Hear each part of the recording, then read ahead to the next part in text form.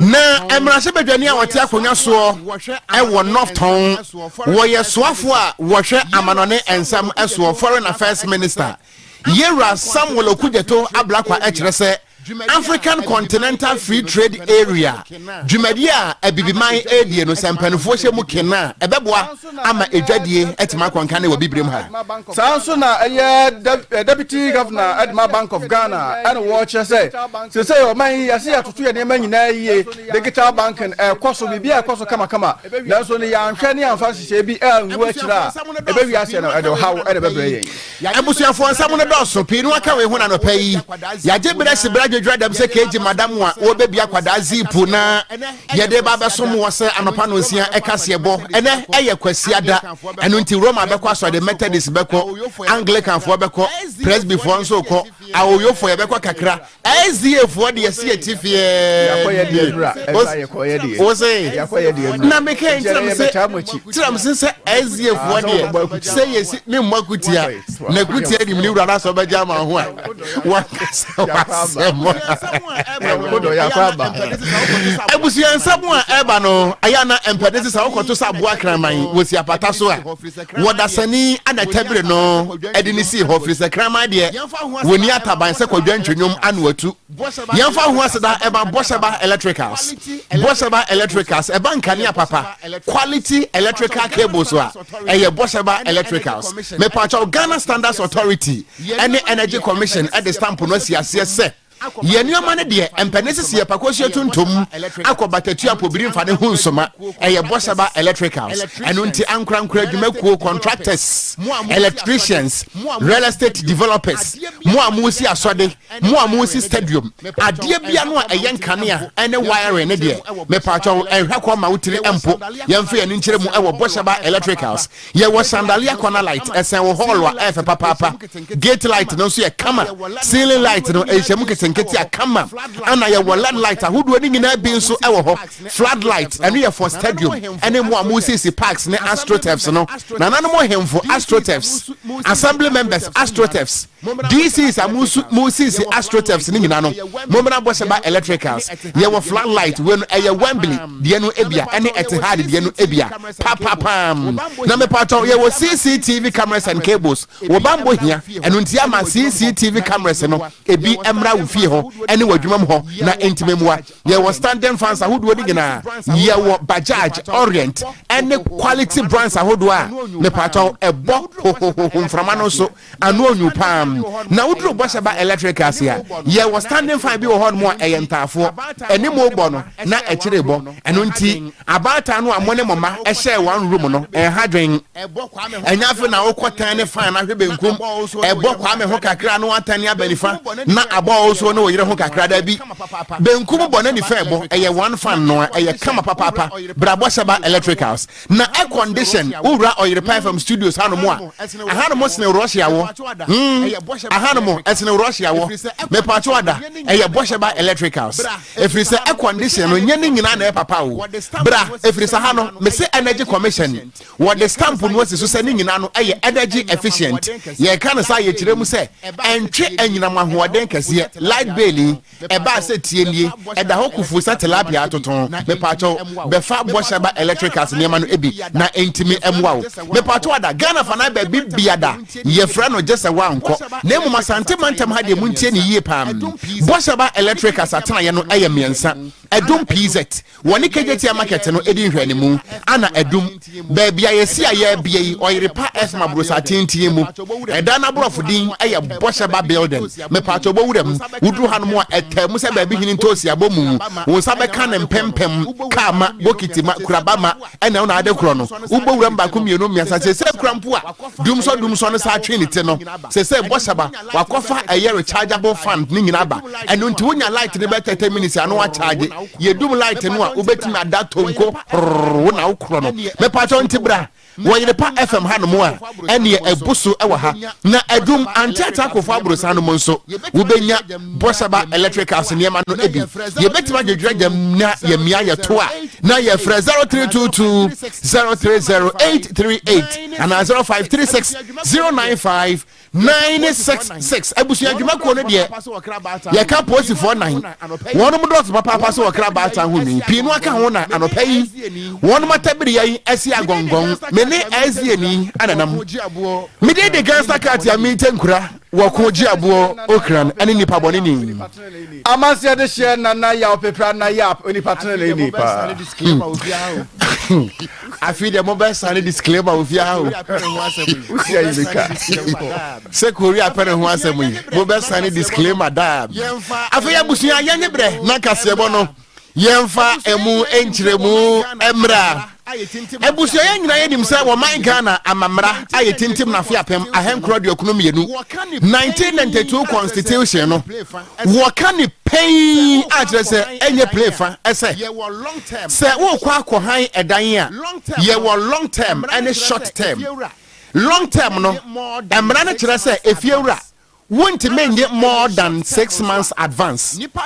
Ana say a short term nso a nipa na wo be hide no won't ya na bosome nanso enega na ha no mo ayetie yi esan se obi amfa obi aho na pani enwina kwada nso nwene pani ho nti efiewura te meka se wo 2 years advance woni bi age so kwaje sakawa se wanya bidia na kyerɛ sɛ wo da abontia ne sa na no na abmai we eba ye no wo kyerɛ mu sɛ saa mmra no ɛsɛ sɛ mu kena sɛ da bɛya efiewurafo mu sisi tenant no ema wo mo bre fi sɛ Ghana ha no mo edan ebia bosome 1000 Ghana cedis ya ebeye dan anadwuma bi enipa bi ye watimi aboaboa no anya 240 million efie mienu ade akoha dan enu nti ehu behia se efie wurafo yi mo hwe na mra no nya dwuma na se obi be han mo dan a mo age no kura no ya bosome nsia nanso ne saa mra we anya dwuma mampani John Dramani Mahama ikirem se saa mra no obi bia obetoto no ase Ghana mra ene no ebedi na mmade abako ha dwen no ane se wo bedi boni bia no a ansa na obe report no emra ne se there should be a complainant ese se obi kwaba amane ansa na police fo etimi aye adwuma anasa red control department etimi John Dramani Mahama enra wo de asobo form e wo de desua e wo bosomtwe mansiri mo asantemantem ha dwumadi a wato de se green city housing project na na mampani John Dramani Mahama wakasa na wo kire mu se die ntia police fo ene red control fo entimi masa amra na nya dwuma ene se Ghana fo entimi nko report because se ne tirim se wo ko report se ne fie wura agi ne 2 years advance no a anhwe ana yetu na firifie ho ana efie wura fo ne bi nso no land afansan tenant fo ne bi nso ha dwen nanso obi anko report wo se ha dwen na mom o areche mum se nyanyambia no sa green city project ya wo mu ye ebeboa ama enchirima ba wonya ba bia da nanso emra no yenko report se fiewura ATC wa kwa report ma police and answer rent control na mra no enya dwuma take more than 6 months rent advance, and we have a rent court that is supposed to prosecute cases where house owners take more than 6 months, but unfortunately both the house owner and the one who wants to rent the property are not prepared to go and report, and that has been the main problem in enforcing this law. The one who wants to rent the house wants a place to lay his head. The house owner too wants to collect money to invest in something. And so our goal is simple: fairness, protection, and dignity for tenants. The Green City Housing Project is therefore a critical intervention that has come at the right time. Government, organized labor, Social Security and National Insurance Trust, and the Republic Bank of Ghana are going to create a 3 billion revolving fund. And so companies like SHC, TDC, and all the housing companies will be given credit from this fund to build houses. Enia yeti ye Ghana mampeni esremu se jata John Dramani Mahama wo de sansem we etudwa ewo de desua I know I want bosomtwe mensene mo asantemantem ha enra wo bra na Green City Housing Project wo de asobo form na contractors aye ho adwuma Mahama yenyina ye okrom ha na yete ye Mahama wodi ye ka wotwu mutan wodi ye ka ninyina ye kokoo ho nsensem se koko ne yatum ye teso ye to ye tua ye ntua eno mu ara kofa asansem wonyina ede baaye make say CEO ede ma Ghana Cocoa Board owura Dr. Randy Abbey wonom akọ eye nhyiamu Africa de kwamba fa so mbadwengbene ho koko ne to kwa be fa so e betimi amadetimi agina yie fese nim so ye ba bibrem hanom a koko eye ade a hia pa eboa ama abibre man no etumpon titru ene o my Ghana yesika tudo ayenya no koko eka ho pa nanansan ya na ase galamse ya ba be se ye koko sem nanso no omo mo hwe no mo hu kwan pa ombetumi ede afaso ne to sika ebenya ense ye nkonko free kwa ye faso yetumi kokwaji sika na chese koko no kwampo ni season no kwampo mai enso ne ya sign ho contract da ho se ye bete so se ye betumu se be ne den etumi mo mai no kra boka ense se de omo mo de hihye ye agua kwan so hwe kwan pa ya ba faso ebetumi amaye koko ho nsensem no etumi akoye yentie owura Dr. Randy Abbey funding model that we believe could be sustainable and also ensure that we're able to optimize local processing capacity. So that is when we started working on the new funding model for the crop. And then in 25-26, we all know what has happened to the prices on the market. So we are hoping that 26-27, with the 26-27 season, we'll be able to come up with a new financing model, which will be a domestic fundraising model. We're actually going to come up with commercial notes. The new funding model is also coming up with a new pricing mechanism, which ensures that we'll periodically review. It could be a quarter. We said that we're looking at going to raise commercial notes, and we've done the study, and we believe that there is enough funding available. In fact, the pension funds alone are sitting on over 150 million USD in Ghana. So we believe that there is that capacity. We believe that the interest rates in Ghana now are at the right places for us to go into the market and to look at this funding. And we are looking at funding the entire crop with clear guidelines. Dr. Randy Abbey, ono CEO at the Ghana Cocoa Board and our tea Ninsemi. Mientwa Kasebono so na yenko wa my Ghana Emrasebegam Parliament House ewo enkran. Enra Emrasebegafo ewo hono no mote kokoko hwanya mumrem. Nani nyina no eye wo my Ghana ya mamenom yenua manom mechiremu na ema wonom ya lawyerfo wo mon kabom kubatan eye the International Federation of Women Lawyers Ghana FIDA Ghana wonom na apie womo ba ya document ekita wonom kufu pa sensa mankrata eye petition anom de akoma mrase bedwafo ni nyina no ene se wo my Ghana hanom wa yetie se wo bi ni obi tena sa awarefo na se womo bobra kakra na se bi adwapade bam na se ba ko efiri mu a aya na adwapade no ye hunu se ekọ benkum anase nifa ye nyina ye nim se afi apem ahankron adwewatwe enum 1985 ana sabre no eye trese ye papa efoba papa boom Jerry John Rollins na amemwo no 1995 wo baby and the PNDC law 111 intestate succession law ba ye emra no enhye da nye clear ema aloyafo yi ene ema menum ene trese memen enu nti na ho behia se yesan e the property right bill ekoto ho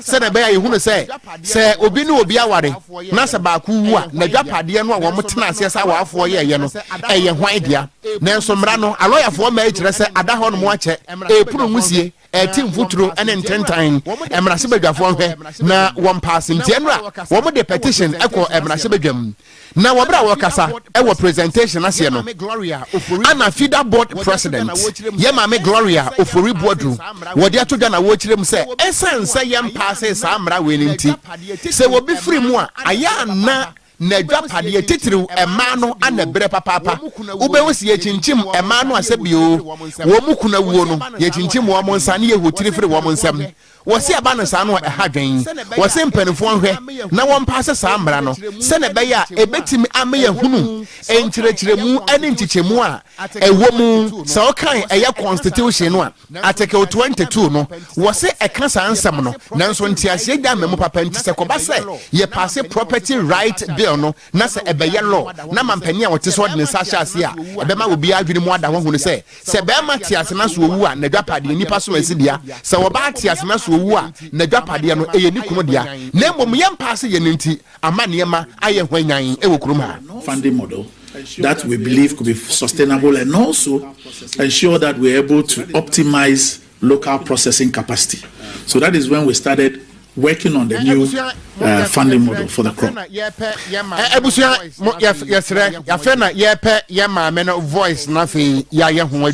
Article 22, Clause 2 of the Constitution requires Parliament to enact legislation regulating the property rights of spouses.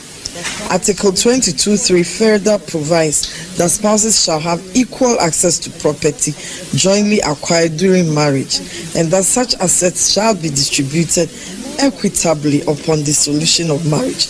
More than 33 years after the Constitution came into force, Ghana still does not have the comprehensive legislation contemplated by Article 22.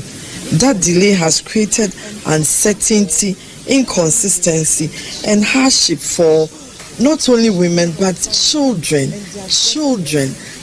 of families and their destinies. Children, the future leaders of our country, are at risk when it comes to dissolution of marriage.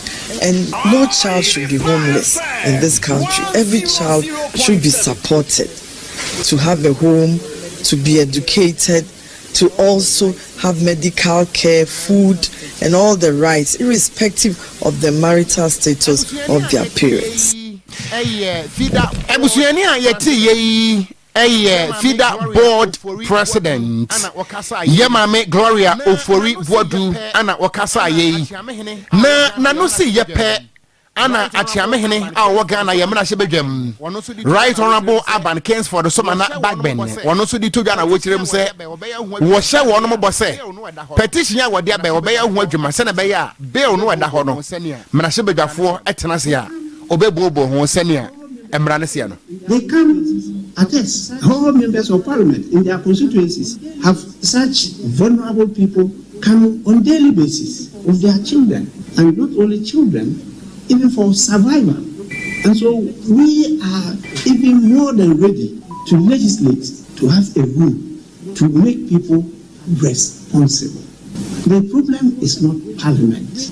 No, parliament is more than willing, ready today, even to pass this bill under a certificate of agency.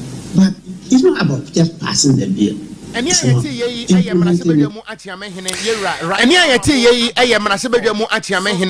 Right honorable Aban Kingsford so ma na backbone and wakasa heat go face mining one Pristia Bogoso and I send it to heat pa demonstration a whole bebre Nina so say Egmakuno at the one car if it's a man bass you know do my money in a car hot more a binoma backo a binoma national and yadia say one met me and you want my so munano ye and almost said the demonstration at one say Canada Muntia, I didn't tell us the sound of Mafro. Yama, Manaquam Premamonia, or some Hana Mutriaca. Sabay bet me a boy, am I near Busunia, and I bet me a quayano. Then Pempe make us say, Obia or no, a degman or say general manager, the Dindi, or Patrick, Apia Mensa. Or then some other mountains so much here at my voice. I'm ready. One music or much training in at Yama Wanoma. Now hearing in our Ebomo Cocosum $22 million. Make us a much as going in at Yama at my phone. At my phone, one bottom my dead, the moment to move on the dead. As I'm ready. Bibia, a bit me across one yentia ora. Patrick Mensa. Our appreciation as management of Heat Goldfields to the entire workers of Bogos Precious Gold Mine for the show in walking this journey with us. We committed to settling all the legacy debts that we inherited from the previous operator. We had an arrangement with the Ghana Mine Workers Union, and we gave a roadmap that governed the payment milestones. We are happy to report that today we have satisfied and honored all the commitments. Today we have paid up to $22 million in worker entitlement that was left behind by the former operators of the mine. We believe that the rest of the workers that have to come and clear themselves and complete some documentation to receive their monies are on their way coming. We'd like to invite all of you to come. It is a great time to come and do all the necessary documentation and then receive your money. We open now or no and manager Emma hit go face I am mining I know I will prestige bogoso na no see ya no and my phone summary or no bottom my de am a fia de no wo mo so de ensem sei e de to aso aboa ama ene day e kabia na former employer no dey no et ma yini nyatu with regards to PF ana akemu with regards to snake akatua akemu bosome watcheni achire almighty servants ene day yetumi ayi ses kan na afi ho sa e kan na afi ho ene agia fo ni hina ne sa sika we servants na sia no MD no wabo modern de atua no. That was the main reason tia you were fighting FGR, and lo and behold hit for no one mo buy no na nyema bebre end the year nti wo my assurance say Momo Baba Sati Adumano, right from the word go, they wouldn't be able to absorb all of us as workers. Into me, I am a branch secretary, former branch secretary, former PMSU deputy secretary. When we will fear, no, I'm good. And now, I'm Yaduma, Misaka Misika, Mother's Day. Ampa, Misaka Misika, and then Mother's Day. Mami, anybody, pa, way. I had my four, one more heat, go face. I am mining. I am Pristia, Bogoso, or Western na samri wono mani agesa obisika ka mu no etumi aba bedu mietwa kase ba no so na yanko enkran pompone mantam no emu na se woni mu enkran ye pa no a wonya tra eye national theater na wotra city house na wonya tra octagon eye tower na kire se African Continental Free Trade Area wono mo so atena ye kese enie na atena ye ne bota ye nyina no ene se ebeboa na aka ebibi man ni nyina bom ewo edwadie ene kire se enwuma ahodo mu se na be ya se Ghana ni eton bibia obi wa Rwanda obetimi atobi obi wo Kenya obetimi ato Congo Kosovo Kandahar wo mu nyina betimi atobi sada nso na sekoba se bia obi te Zambia na wo ton mamane wo pa mamane bancha krekuro kube ana abodi atoton pampers ya Ghana ni nso betimi akwa koto bancha krekuro wo Zambia bra sa wote asiasa anunti wodi obaboni fia hawo anunti empanifo adwompo a wode African Continental Free Trade Area ne ba nyina no ene se ebeboa edwadie naka abibiman nyina abom na eno ana emrahye badwani a wati akonya so ewo Northtown ewo Framantam wono anesan eye wosoafo a wohwe amanone ensam eso Foreign Affairs Minister Honorable Samuel Okudzeto ablakwa wodi atodwa se sa African Continental Free Trade Area no ebeboa amaso obi ni sika mpo be hwedwuma mu eye investment a ebetimi aboa no amonyamfa so afiri se nipa dodo no a ande be firi emmea hodo aba betobi ewo Ghana ha na mpo obi firi Ghana ha nso a obetima kotobie ewo nkofo amanso obetima kodidwa ewo aman hudo yi nyina so na mmom no se ebekoyie na se ebehye mo kena wo man Ghana ye mo hu da wo yie wo de sansem wo nyina atudwa dwumadi anu wato di se 3i Africa Summit ewo enkran ana wo kirem se ebeboa emenka bo mu prayeti abana aba ebibiman mu titrew ene Ghana ha of the continent to transform its economy, generate new employment opportunities for the bulging youth population through aggressive industrialization and value addition, and create sustainable and inclusive growth prospects for Africans. Ghana's diplomacy was instrumental in the creation of the Africa Continental Free Trade Area, which, by the way, is another vision of the iconic Osajefo Dr. Kwame Nkrumah. The Ministry of Foreign Affairs is positioning Ghana as both a gateway to West Africa and a key partner in Africa's broader economic transformation. It would also ensure that through its diplomatic engagements at the African Union and the United Nations, Africa speaks with a stronger and more unified voice in global financial.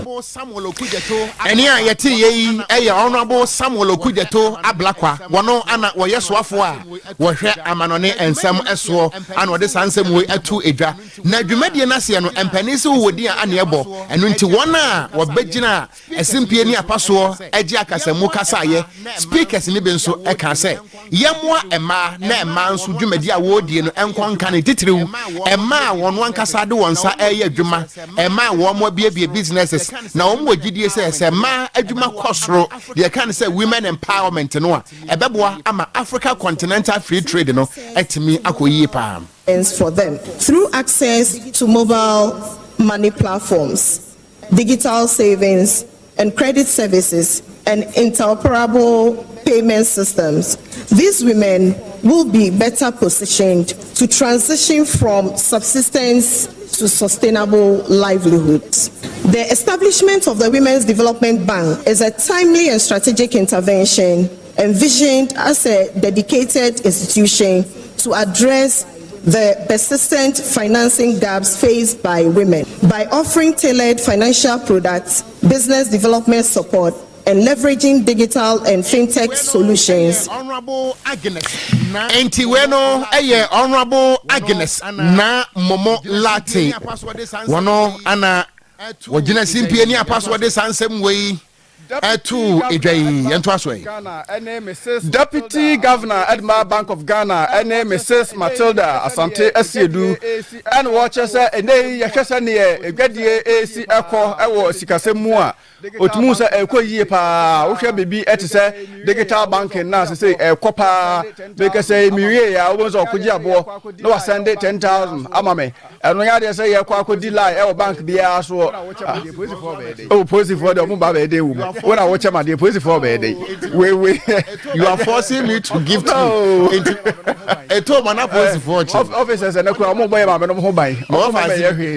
was money laundry. Anyway, they were landing before, so as you can never do, I don't smash as I distribute or my mayor or mother, let us say a Koswa. I don't was this animal or idea a boy. No more was this any Guswa, and I was saying, who say, Yabina and to your papa so Eddie Guache. If you say and Shani who's a air cost one, and yet the answer, if you must bet me a far crime, but even so at media did Mahu Robia, and also Entmimoa, and until a year African summit, I call so a year and cry. And I was and some will say, Ertuga say, Yanka, Nayanfa and Nema and watch Papa. I bet me a boy, Sabaya, or mine no Ertumpo, or Nema Bebrimuno, and Emma Neman Swam for so at Baba Fetcher Baba Seno, and also a bit me a hand to me a sea a home crying, and until a year I could damn I want him dear. I was Media Munano, about Medina say, and on Batcher again, somebody bit me a penny bit me, I took and Yamagina a year. Work, where payment rails are reliable, and where regulatory frameworks are clear and trust exists. Therefore, to attract more investment into Africa's digital economy, we must build the architecture that allows innovation to grow. That includes payment systems that are trusted, digital public infrastructure that supports identity and access, consumer protection that builds trust, and regulatory coordination that allows businesses to expand across the continent. And that's why the next chapter of inclusion matters, and that is why it's about systems. And this is where, as policymakers, we also come in. Our job is to shape the conditions under which innovation can be useful, responsible, and inclusive. The distance between a well-designed policy and a functioning system where most people can do digital transaction and be included, where we either fail or succeed. So again, what does it mean? A few things we must do. First, we must build the infrastructure, not just policy papers, and make sure that inclusion happens because of that. Second, we must harmonize where it creates skill. Third, we must keep inclusion at the center of it.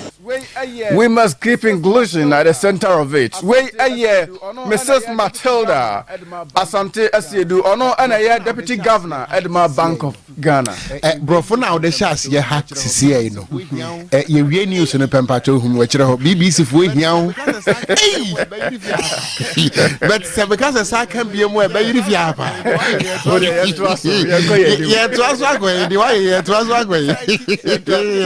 Ye news and be true. Site a trouble keke kreni. And as I wish I don't give you. I do draw me a brofon quo. Don't make community. Hey, Joe, I'm in a community within my municipality where English is being used.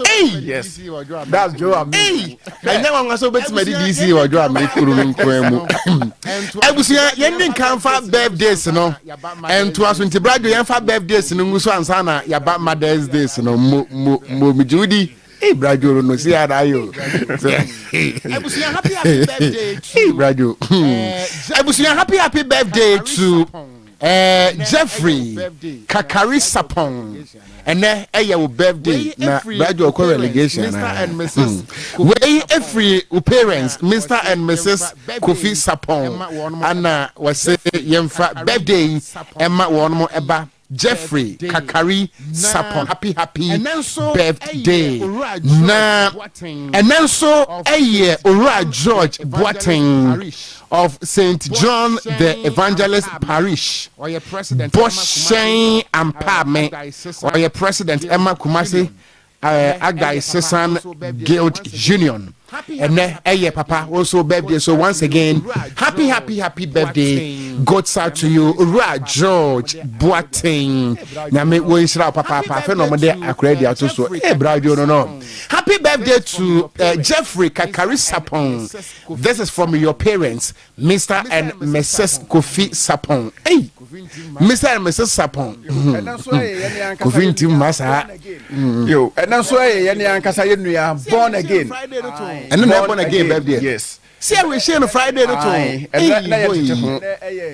then I climax and then born again Ebenezer Cranch ni nyuma dos no o can you profile no wa bobra pa TV director also here see you at my Born Media Born Media sports channel. Yeah, so tonight born again birthday. Yes, born again the birthday. We say chairman no free UK Canada no na we try our picture we say. Na see uti on share my adwuma da na birthday ni no koto share. Oh, we oshepa. Me say me hu no hada. Oshepa. So oko time oko UK so wan ko bi. Enya hwe. Me den na ko. Say ye ko UK ye nko kire busia. Na me ka say wan ko bi sa me na wo e bu anyina se. You want to be a baby? I see nti ye wi ho. Me fa to birthday ba ko e wo ha no me fa to so na ye nti mi ewie. We say so say happy birthday e ko e dia ma eye Mama Ness, that's Tracy Boache. Tracy Boache, Mama Ness. Tracy Boache, dear. We are Jacobu, dear. Mama Ness. Mikasa landlady, baby, office a woko. Mikasa landlady, we are Mama Ness. Hey, and Tracy for you, and so you Tracy. Oh, Jacobu, if we are Nankasa, you know, I also a editor. I will a year or a part, Fidium Hanomo, and I also. And we say, bear him. Nabutro Tracy ofri Jacobu ana ote Jacobu radio owo Jacobu o ya kasa o Jacobu owo Jacobu na Jacobu fo ene monya Tracy amase central Jacobu mbwa but again Brado for back no tikato na yenko na be dem for sa when the back come bitisi a e Brado fato aso na ye wie breko e do I say happy birthday ekwa the Mrs. Henrietta from Paul we if we on one kasa ne ba ene nebusua ne nyina eho no okay enti aka Mother's Day no Brado yenya ne sa pepepe na fe ene ye mamefo nyina da na bra ye wodwuma no so hu o ma me wasimu ma bre wana sim yomowura sim okay wasim awoba na abusia happy Mother's Day goes out to Mamiki. Happy Mother's Day goes out to Mamiki Uokro from way every o may me no ho Pokuya and then Anasapon na woman yina so immigration officers into one much less mammy and ne a year and a full yina day woman was say wo ho no mo as woman mammy now them pie pata wo mo chi mene immigration officers. So once again, happy Mother's Day goes out to Mamiki Uokro from Wayfree Omanaho, Pukuya and Nana Sapon, Omuya immigration officers. Na Mamenko Yomuraho, simple. Yomura and that's all no. Uko Bonfe Yanasia, your friend no Yomura, a beautiful friend no Auntie Grace. So, Auntie, me mamma that's one. nti ene eye mamefo nyina dai yesese ema nyina kodwa na se obi aba na se oyire maya e kire se obi amai enu nti se me wish me mama e kire se ma wish ema nyina nti happy Mother's Day en confirm amia me mama Auntie Grace yeboa ye friend no amma yeboa yomowura nti yomowura ba na we fita yi o na ye gina nuafo ni nyina na mu a we show happy Mother's Day nyame wo nhira wo omo asumdue no wonchekere owura kama sika no so beba na me de ba na pepra ye metwema no de akire o hade wo pre home ye ka se wadwane afiri bomfa nyina sa kwotran nkran enso ye se abre wani so ni nkran sorry ma adwoadu fie eke obapa also ene ma ni nyina also ye ma happy Mother's Day we free ma ai o repeti vi haru me ma wo Jacobu espresso na okun ye de etani nyina chi ye ne ankasa ye maame emi yes ye frano okra owo apem piao okra owo apem piao because uhwefia ha no mo ahwe workers dodo ayegu ha enu futabra ba obi anu ma no obi mama chese piao me kwado otimi de shemi fumpe na ha ne ha ye ma chemben ho yi that's kusi awakọ sa chese mama mi happy Mother's Day happy Mother's Day afi yes sorry ye jira ma ni nyina na mu na ye ma obi biara happy Mother's Day na ye kwedi na church service eba second service first service we so mi so kwame bademba na wabo wudin eno nti ema no ye sorry no ye de ohene bakisi edi jamo se ye nya bibia amamo a ye beto mo badin ene anuanu mienu a ye bekan kase yi bidin ede amanse de hye na ya opepra na yap mene bomfa chi ase de hye bomfa nyina se won Gangster Katia meeting kura wo konji abo okran first service with Kwame Bademba so it's happiness.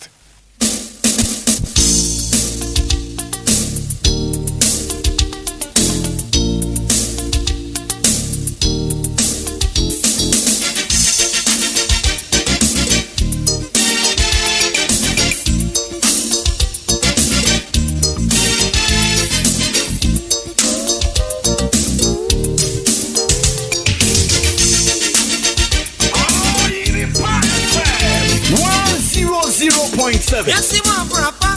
And you see the Benes, come come. It's my baby, Maua. Mammy, Maua, away. That's what baby. Not your chichi will.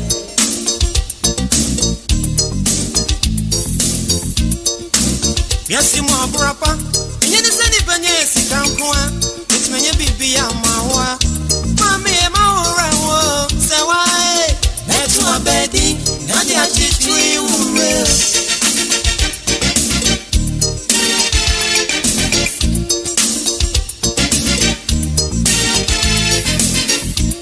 Yes, in your dream, would you bring us? They were who are password. I can bring us some Quabessa.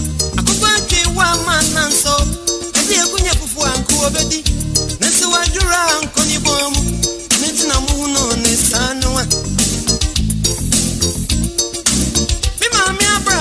Send your button be a brand man. It's you make no casio. Oh, you I'm sad. I'm 4.7. Now, why, yeah, just bad dear. Me mammy say me mommy home audio. Na me sika. And I don't want to see ya die. Nakayana son about this one. Oh, Iripa FM 100.7.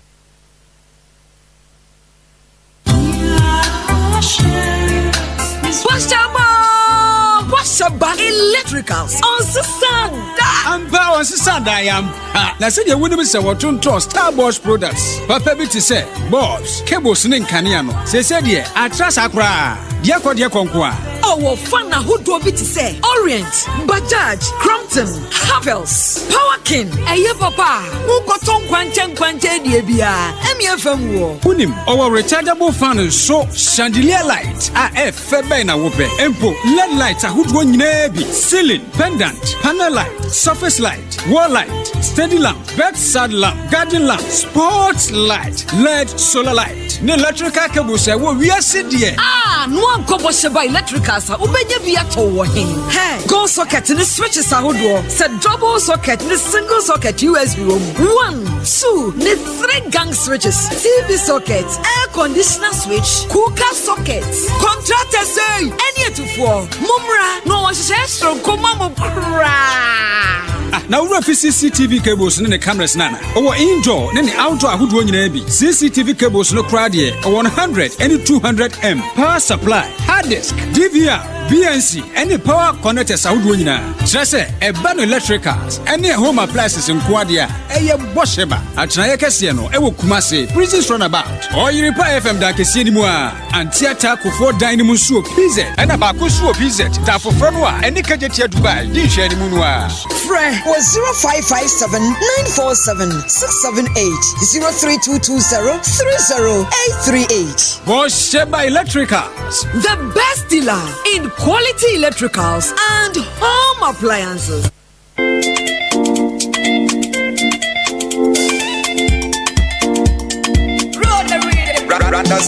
Promise TV Abama washing in Abemo. Promise TV Abama washing in Abemo. Promise TV Aiko Mama washing Abemo. Aiko.